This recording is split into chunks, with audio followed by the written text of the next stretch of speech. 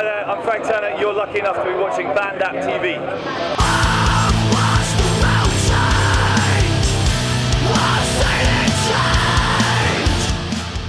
Alright, so this is Colin here from BandApp and I'm here with Frank Turner. How you doing, Frank? I'm very well. You know what? It's really nice to see you, man. It's been a long time. Catch up for a beer later on. Yeah, absolutely. You're not too busy. Absolutely. So, you're playing the main stage in a bit? Yes. How are you feeling about that? Really good. I mean, I played early on the main stage 2 years ago and it was great. Although I have to admit, I was a little kind of like, that's the main stage that time. Do you know what I mean? Like, I remember the first time when you walk out, you know, the gap between the stage and the barrier is so enormous. You're just like, 90% of all the venues I've ever played would fit between me and the crowd. Absolutely. I've always found it to be a kind of a depth perception thing though for the crowd apparently.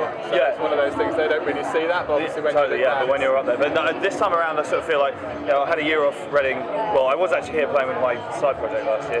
But talk about that. We'll get to that. But yeah, you know, had a year off the sort of normal thing and like we're back here. I feel like Reading's been great to me over the years. It's kind of like my home festival, you know. And we're sort of ready to smash it. It's going to be good. Happy days. So what's your favourite festival experience anyway? My two favourite festivals, and it's to cover the two bases. I love Reading. I used to come to Reading as a kid. I grew up down the road in Winchester. You know, always used to come to Reading Festival. And then there's a festival called 2000 Trees in Gloucestershire. I know that. That place. I mean, I played there the first year. I've headlined it twice, including this year. I love it. Love the people who run it. It's just such a great vibe. But that's kind of the small boutique festival kind of vibe. And then this is the sort of big, everyone going completely crazy kind of vibe. And just come between the two and find inner peace.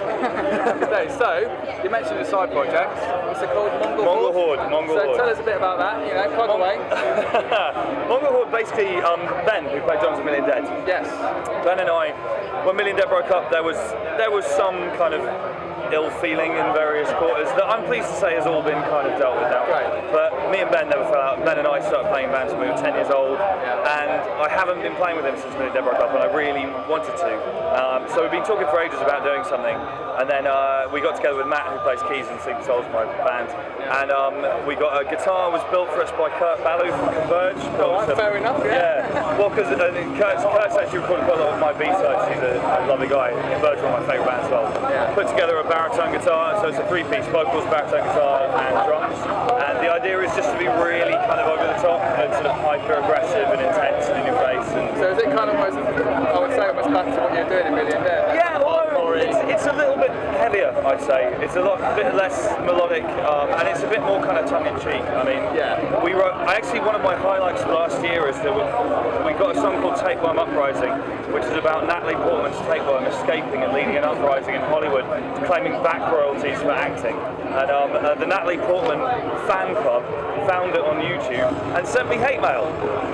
They do get passionate though, don't they, these fans? No offence, I mean, each their own, but the idea of being a fan club for an actor, or actress indeed, seems a bit weird to me. Yeah, I think I can see that. They don't really do much. Really, they read out on the go on tour. They're not really massively creative actors because they're told what to do. Yeah, totally. I mean, there's a huge skill to it as well, obviously, but anyway, whatever. But yeah, so that's Mongol Horde, and I'm actually recording the vocals for the album next week, and then we will tour it whenever I have any time off, which is possibly never. So are we seeing a release date for that then, maybe, or is that just when you think you can get a tour worked out around the same sort of time? Yeah, I mean, hopefully start next year, but I'm not going to put money on that just yet. Yeah.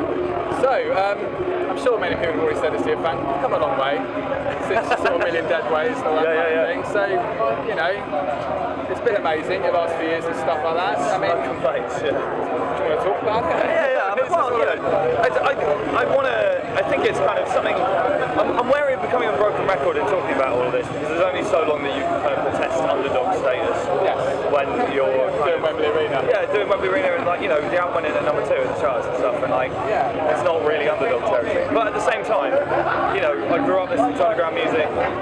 We both, you know, playing in underground bands, and it's definitely my heart and my soul and my kind of psyche lies in a 200-cap venue way more than it does on the main stage of Reading Festival.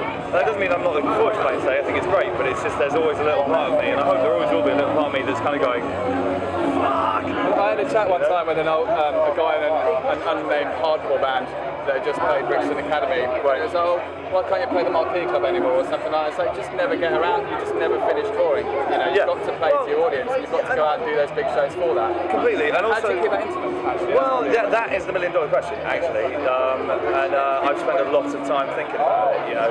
And it is, I mean, some people think that it's just small show, intimate, big show, not intimate. I don't think that's necessary. It's not that simple. You know, Springsteen, I think, was on an intimate show. I've seen him do it to 60,000 people. But it's an art form, and there's no short answer to it. I mean, I've spent my life thinking about it, you know. But yeah, totally what you were saying. I mean, I think one of the things that an email conversation I have repeatedly, my email address is still public domain, I still chat with them, but like, you know, people go, oh, I don't want to see you play in the arena show, I want to see you play at the Railway Inn in Winchester. And I go, I know, but if I did one show at the Railway Inn, you wouldn't get in because it would sell out in 2 seconds. Or I'd have to do a 10 million night residency there, which would kill me, essentially. And it's like, I feel like I have a duty to present what I do in such a way that everybody who wants to come has the opportunity to go.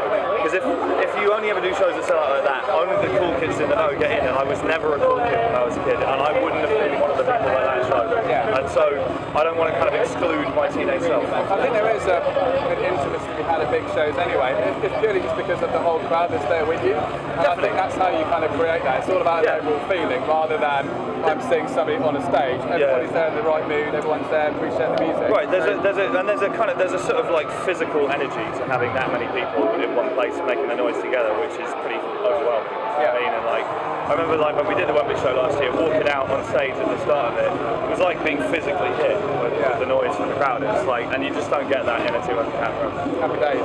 Cool. Alright, well, I think we'll stop it there anyway, Frank. Thank you so much for your time. Pleasure to see you, man, really. You too as well. We'll catch up later on. Yeah, definitely.